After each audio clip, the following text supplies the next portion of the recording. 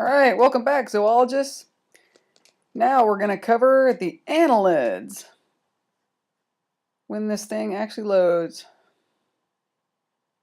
There we go. Okay, so we're talking about the phylum Annelida now. These are often referred to as just the worms, but as you're going to see, we're going to see the worm body morph or body type several times throughout this semester. But we're going to cover this group called the Annelida. So this is our typical outline. The classification is a little funky. It's changed quite a bit in the last couple of years, so we'll go over the details of that. We'll, as usual, begin with the shared characteristics of the Annelida and talk about big picture major concepts that pertain to this group. And then we'll go into the examples of diversity within the Annelida, and we'll cover two classes, the Aurantia, the errant worms, and the Sedentaria, which makes them sound like they don't move much, but they're not that sedentary. We'll cover one order and two families, and this gets a little confusing, but I'll walk you through it. And here's some examples of some of the worms. So they aren't just like the night crawlers you put on your fish hooks. They're a little different from that, but they include those guys.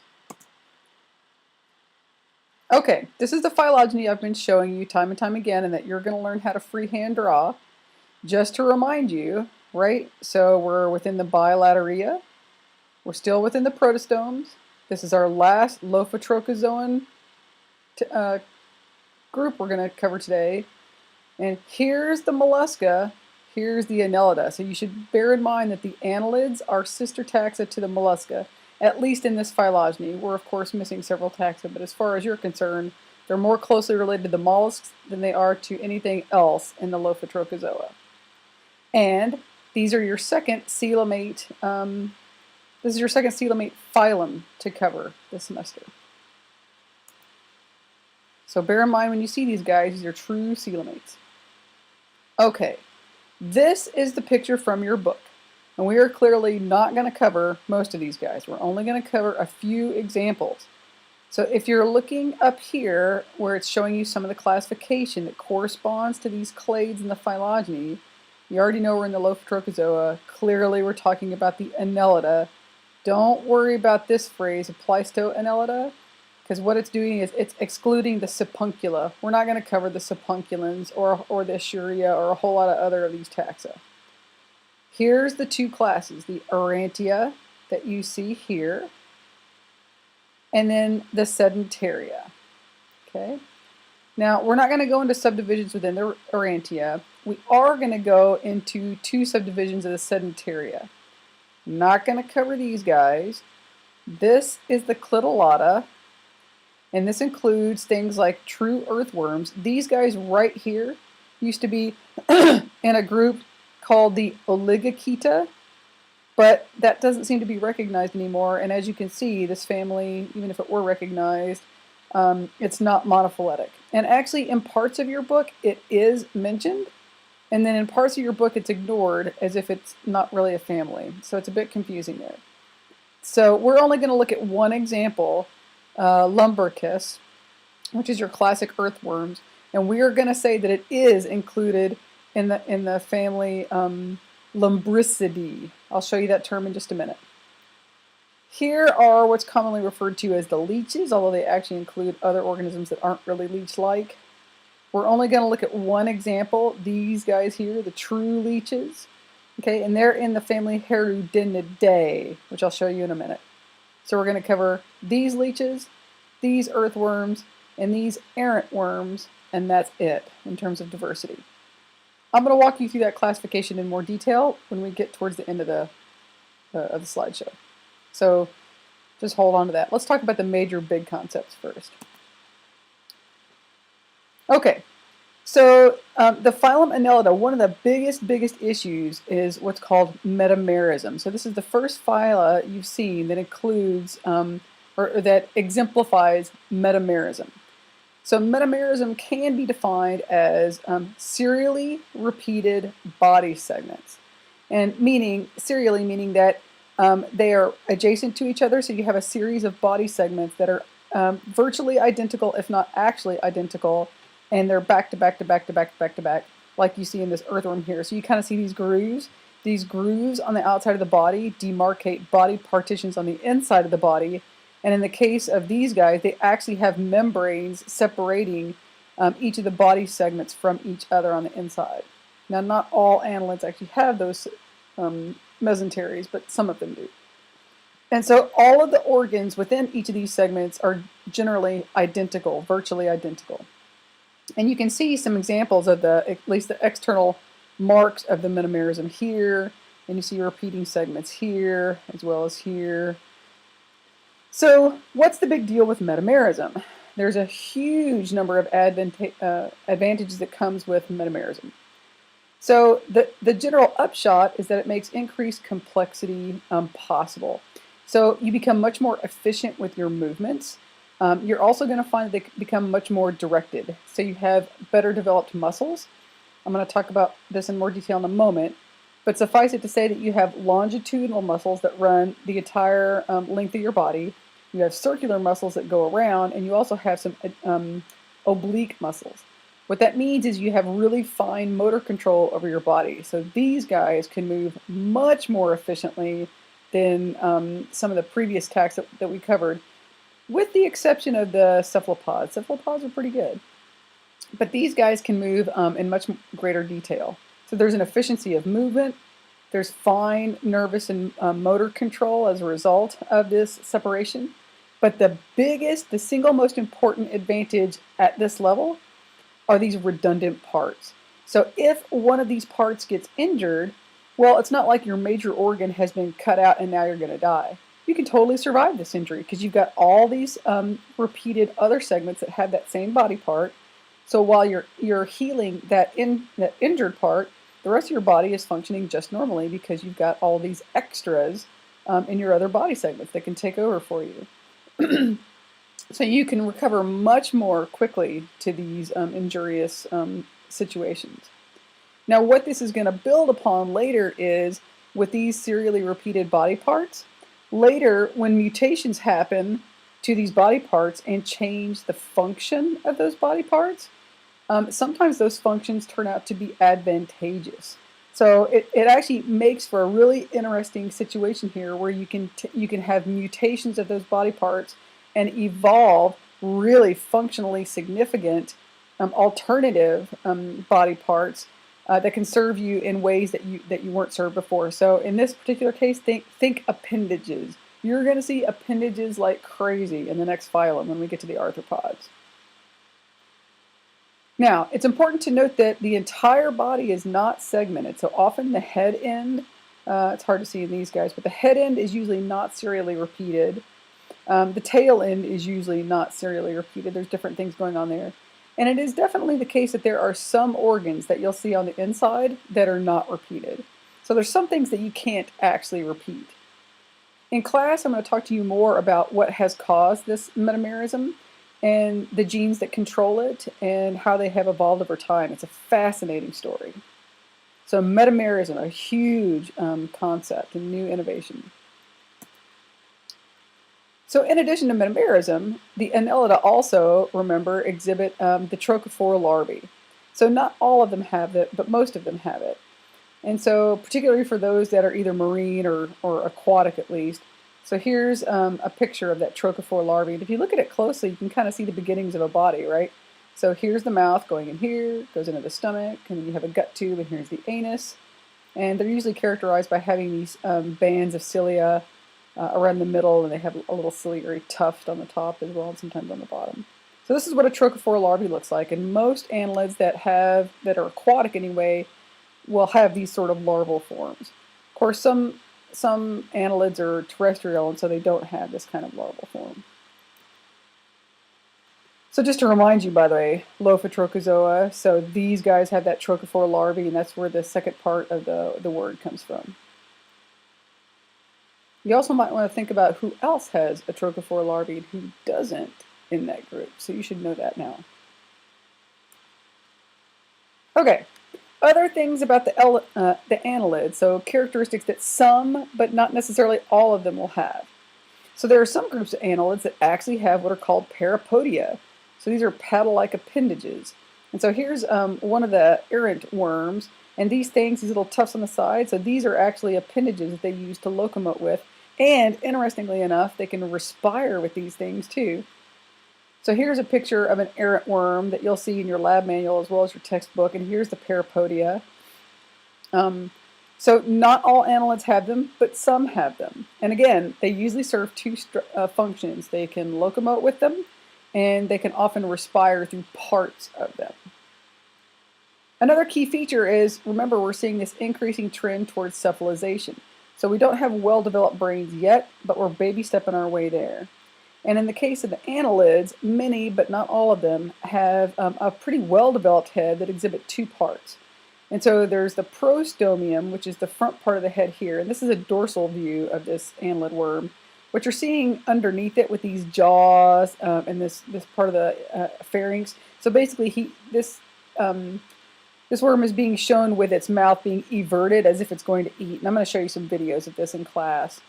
So normally this part isn't sticking out and you would just see this part of the head. So this is the prostomium. So stome often refers to mouth. Pro is in front of the mouth. And then the part behind it is the peristomium. And these are important parts and developments in the body form because it allows for movement of the head. It's really handy if you can actually move your head around to see as well as to maybe attack anything that you're trying to eat. Okay, other major innovations in the annelids, by the way. So the outside of their bodies is covered with a waxy, what's called a cuticle, so a waxy covering that's a cuticle. And the function of this cuticle, aside from being a little bit of protection from injury, more importantly, it's to prevent desiccation, so drying out. So it's basically allowing the worms to hold in their water, in their body water, better than they would have if it was a very porous sort of epithelial lining. So this allows them to maintain their their water balance much better. Now we've already examined at least one phylum with a complete gut, actually more than one. But this is the next phylum. So these guys have a complete gut. And just so you know, the gut itself is not segmented. Now the organs that are within each of the segments are, and we'll talk about those in just a moment, but the gut tube itself is not segmented. I'd like to point out the muscles too. So here you can see these are the longitudinal muscles. So these are the ones that are going to run the length of the body. And then you have circular muscles out here, so those go around the body. So later when we talk about locomotion, so you can think of these guys. Remember what muscles can do. So I know many of you may not have had physiology yet, but remember that muscle fibers can only constrict. They can't push, okay? They can only constrict and pull. So when you're, say, for instance, trying to pull your hand up, it's your bicep muscles that are contracting that are then allowing your hand to go forward. And if you wanted your hand to go down, then those bicep muscles, they just have to relax. They can't push. What happens is your tricep muscles, they're going to constrict, and that's going to pull your arm down. So think about what's happening with these worms. Now, they don't have super elaborate muscles, but they got some pretty well-developed ones compared to what we've seen so far. So if you imagine like one of those really long tubular balloons, maybe fill it up either with air or with water, and if you squish it in the middle, what happens? Well, the two sides on either side, they're going to poke out, right? They're going to stretch out. And then if you were able to sort of like scrunch up the outside of the balloon, right, it would shorten the balloon up, right? So if you were able to pinch up the sides of the balloon, it would shorten things up. So imagine that's what's happening with worms or with annelids, is that when they're moving, they're often alternating between the circular muscles constricting and the longitudinal muscles constricting. So when the circular ones constrict, that causes the front part of their body to extend forward. And then when their longitudinal muscles constrict, that causes the back side of their body to move forward. So they kind of go through this sort of inchworm sort of like movement where they're moving forward the front part of the body and then moving forward the back side of their body. And it's alternating with the use of the circular muscles and the longitudinal muscles.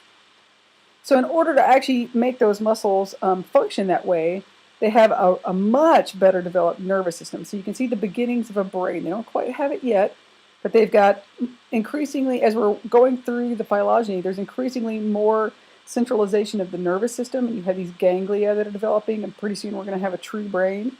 And you can see the nerve fibers that are extending in paired fashion in each segment of the body. So they have a pretty well-developed innervation of the muscles throughout their body that are powering those muscles for locomotion. Okay. Ah, yes. And then we have paired nephridia. So this is showing you in a diagrammatic form each segment. And you're seeing right here these paired nephridia, one on each side of the body segment, and then a pair of them in each body segment. And this is a close-up. And here's what's happening. We don't have a true kidney yet, but we are slowly getting there. And what you should be noticing here is in red is the circulatory system. So it's a capillary network, and it's highly vascularized and interdigitated with the nephron here, right? So here's the nephrite tubules here, this brown thing going through. And here's what you can see, this nephrostome, the funnel goes from the previous body segment, pulls interstitial fluids and body fluids in. As it moves through the network, right, what's happening is it's basically sifting out all the waste products and some of the water as well. And that's and the wastes are getting transferred in and will travel through the network, and waste will ultimately be dumped outside the nephridia pore, okay? But water and some important nutrients are going to be maintained, and they're actually going to be transferred to the capillary network, and then they're going to be transmitted, or transported rather, through the body of the earthworm. And so what this is doing is it's filtering out waste, and it's maintaining ion balance, salt balance, and water balance. Okay, what you'll ultimately see is a bunch of these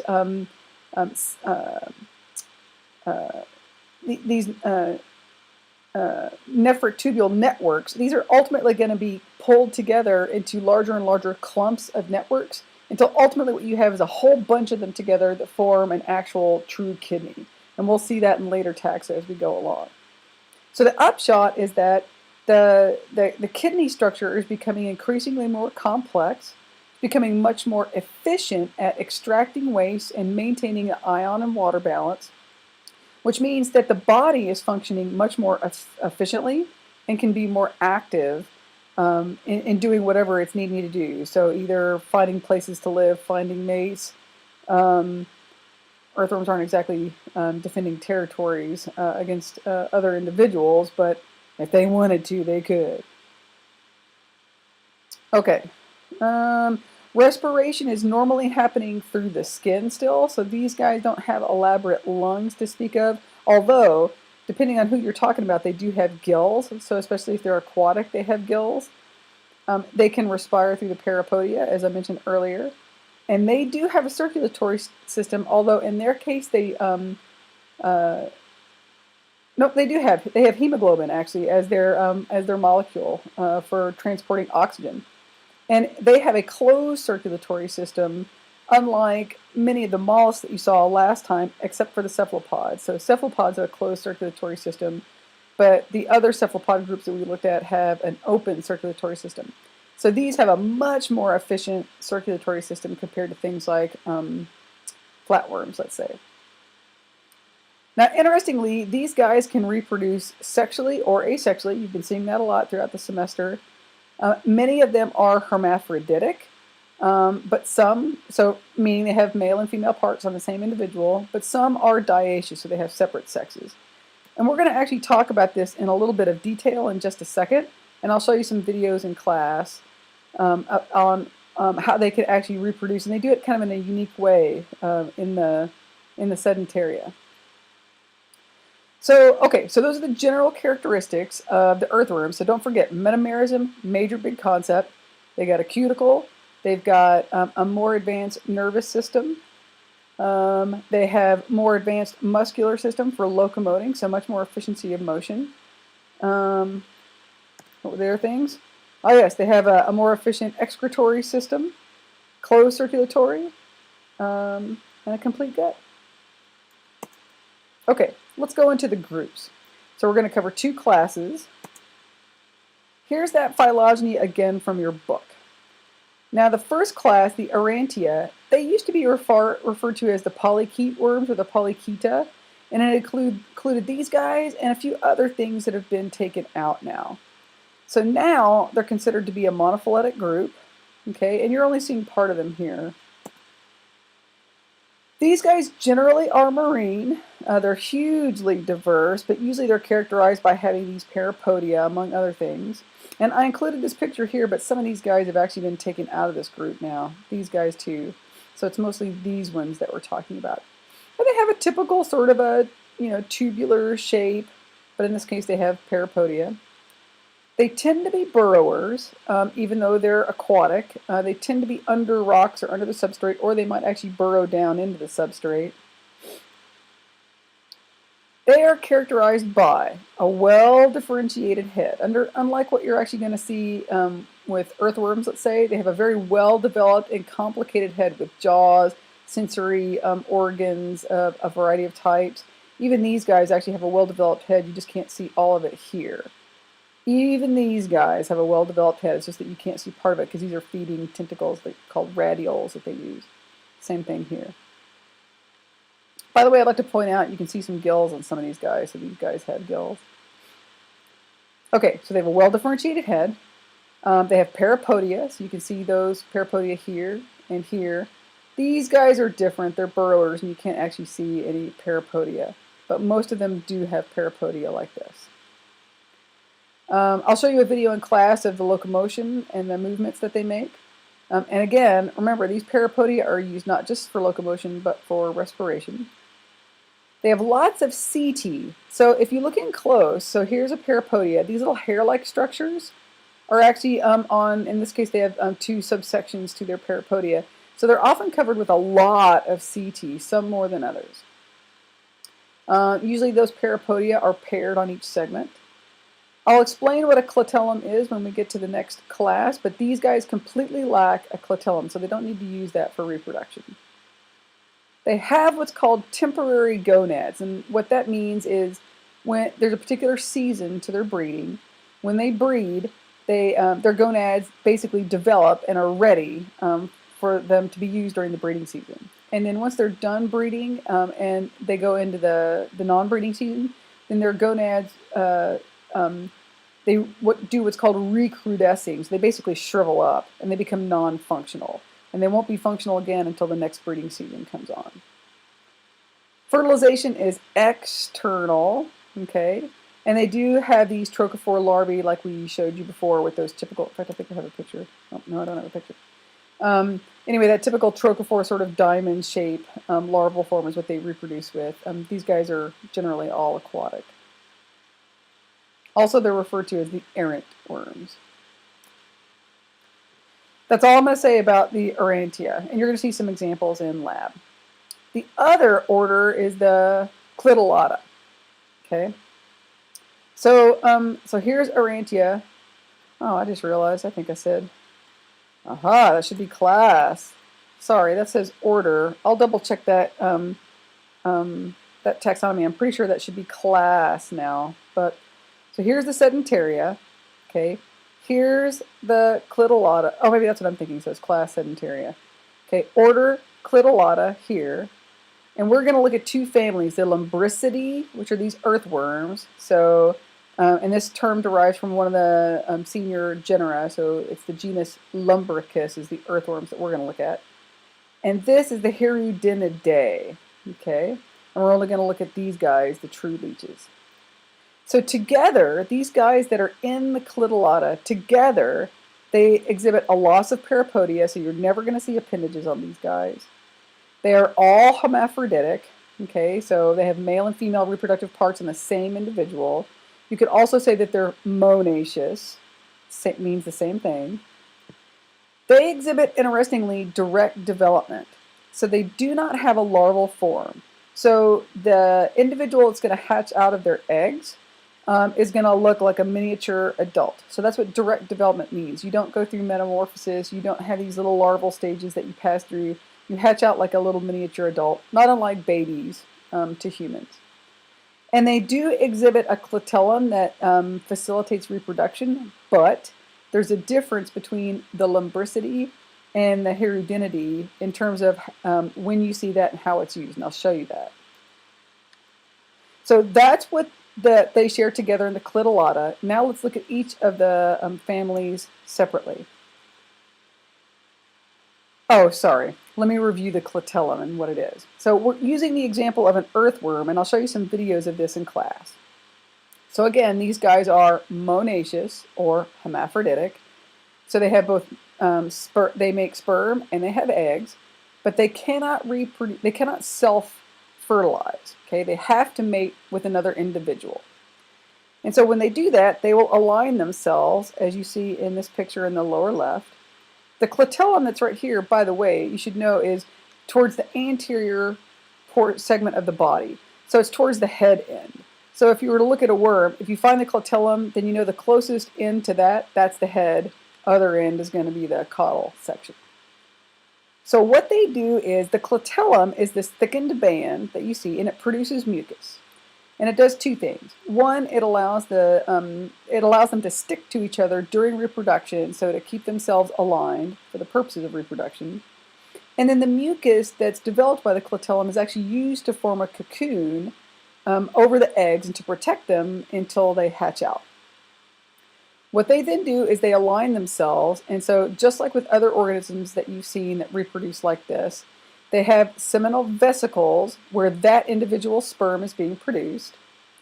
They have an ovary where the eggs are being produced. And then usually further down the body, they have a seminal receptacle. And actually, oh, sorry, I pointed that as ovary. Sorry, that's the seminal receptacle right here. Ovary is out here in front. There you go. So you have ovary, seminal vesicle, seminal receptacle. The seminal receptacle is like the cup that's going to receive the sperm from the opposite individual. Okay. So what's happening is they align themselves up. They basically have themselves covered in sperm, or covered in mucus. Sorry. The seminal vesicles will release the sperm, and it will actually travel along this mucus connection and will enter into the seminal receptacle of the other individual. Okay. So this sperm is going to travel down and go in here. This sperm is going to travel down and go in here. Then what happens is they'll then separate from each other. This mucus plug that's basically formed around the clitellum is going to move forward, and as it moves along the body, basically the earthworm is kind of pushing it off of it, the front part of its body. When it does that, it's going to pick up the eggs, which are then going to be fertilized by sperm from the individual that it just mated with.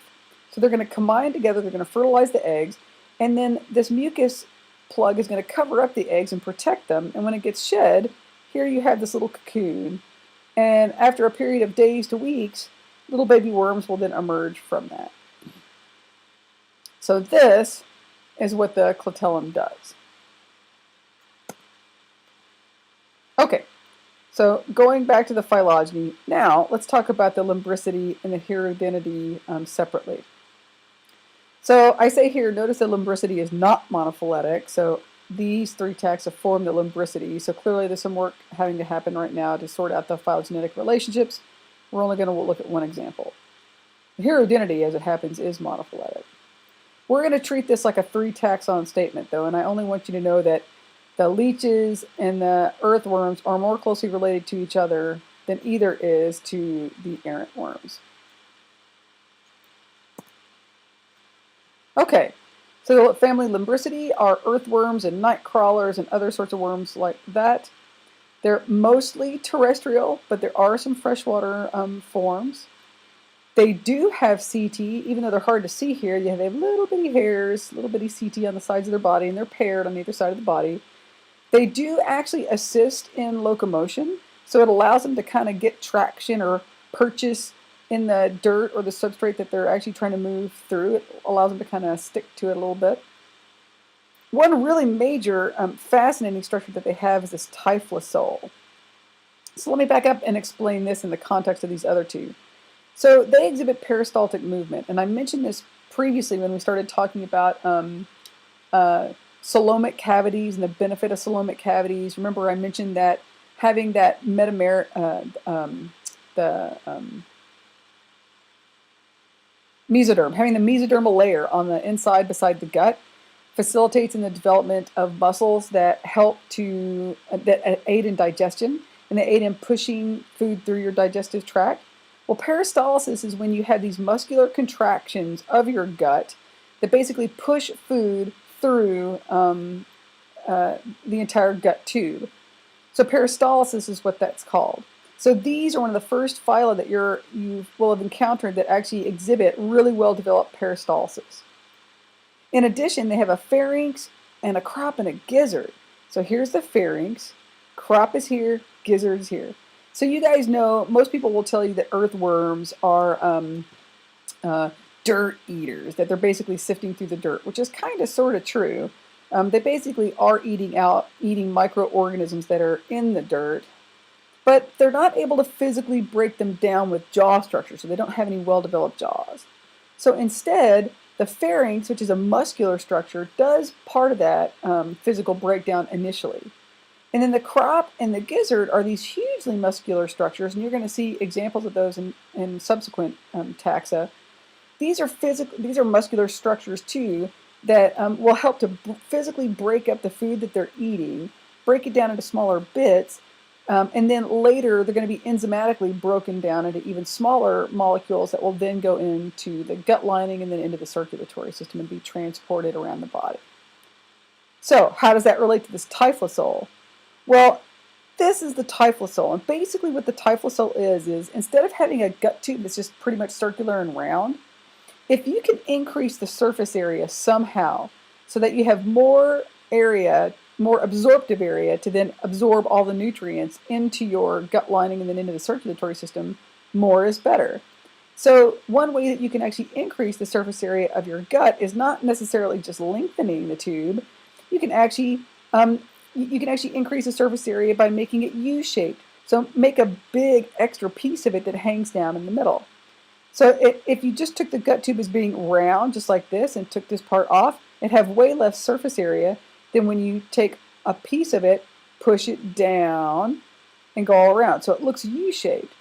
So you've basically increased the surface area by approximately a third, which will substantially increase the rate of absorption of nutrients into the body. So this is a nice evolutionary innovation that you see in the lumbricity. Just to remind you, they do have a closed circulatory system, and hemoglobin is the molecule that's actually transporting oxygen throughout their body. So I showed you those paired nephridia before, so the lumbricity really exemplify these, although heredity have it as well. I'm just showing you this picture again as a reminder. So they have paired nephridia. They do have a brain and nerve cords, and I showed you that in the previous slide as well. And you can't see it very well, but here's the brain, although it's a really simplified brain, but you have it here, and then you can kind of see in gray the nerve cords as they extend down the body and out up into the muscles, although you don't see the full complement of them here. Remember that respiration is through the skin. If they have gills, they can respire with gills as well, but these guys are mostly terrestrial, so they lack gills, so it's primarily through the skin via diffusion. Okay, that's all I'm going to say about the lumbricity. Now let's talk about the hirudinidae, so the leeches. So these guys, they also exhibit metamerism that you can see on the outside by these grooves. They always have a fixed number of these segments, and there's always 34 of them. But unlike what you see in the lumbricity, the segments are not separated by mesenteries on the inside of the body. So you can only see the segments on the outside. They do exhibit metamerism, so you do see repeating segments where the contents of each segment are roughly the same. They just don't have a mesentery that separates the body segments on the inside. Like the lumbricity, they lack parapodia, but leeches lack setae as well, so you don't see those little hair-like structures on the outside.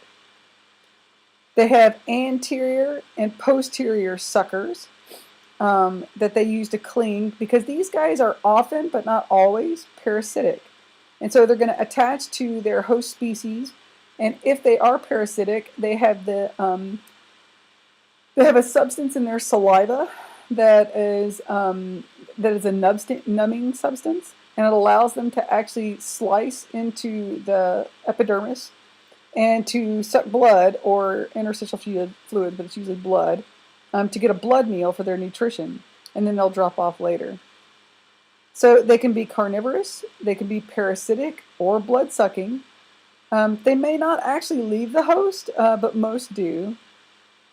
Often they're aquatic, but they're not always aquatic, and I'll show you some examples that a colleague of mine has encountered frequently in his research. They are hermaphroditic, like the Limbricidae, but the clitellum is temporary, so you only see the clitellum, again, up here in the head end. You'll only ever see that forming in the breeding season. When the breeding season is off, you won't see the clitellum. And some of these guys can be huge, and I'll show you some pictures of that, although there is one in your book of a pretty big leech. You can also see, by the way, so here are the two suckers. They can also have a proboscis that they use for blood sucking if they're that sort. They're trying to point out the nephridiopores, so that's what these little dots are that you see going through. And then you can see the reproductive structures on either side, the intestines,